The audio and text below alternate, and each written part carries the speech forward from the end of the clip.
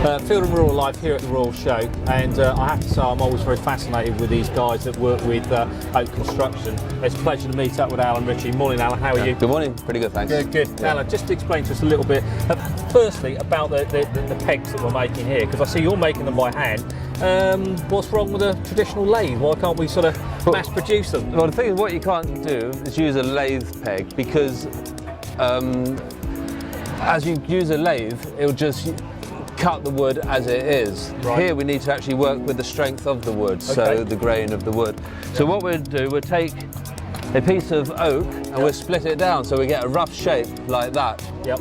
Then we'll trim it down with an axe, then we put it on a shave horse and use a draw knife. Right, okay. And here we can only work with the grain of the wood, because it will only work that way. Oh, right, yeah. Keeping all its strength intact to the timber. Yeah.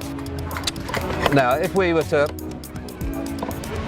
just stick that on a lathe, it would just cut across the grain, so when we bashed it in, so here we go. So it will we've got it on the lathe and we're working it that way, as opposed to you're working That's it it. that way. Oh, and it would just snap as you put it in, because all our joints are drawn together with an offset hole. Oh, I'm with you. Yeah. So there is a method in the madness of sat there, cutting them by hand. So that's how why. many of these a year will you produce? Well, these are all for our next job, Right. which we've got to do at least 600 for that. Really? And so we'll probably get through about 3,000 or 4,000 maybe in a year.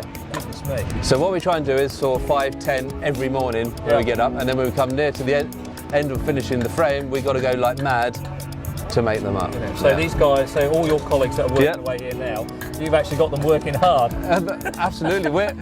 We're here for business reasons, but we actually need to be making the pegs for our next job. Otherwise, they're going to stand up. These are actually these actually convert into pounds, shillings, and pence, don't they? They do. Yeah, they do. Well, I have to say, your work is superb. I mean, that particular piece there has got a lovely sweep to it. Yeah. Again, like we actually use the curves of the timber, so that'd be out a branch limb of the tree. Yeah. That'd been sawn through, and then we cut it out with a chainsaw. Then it's all finished, all cut by hand and hand planed as well with an old beech block plane.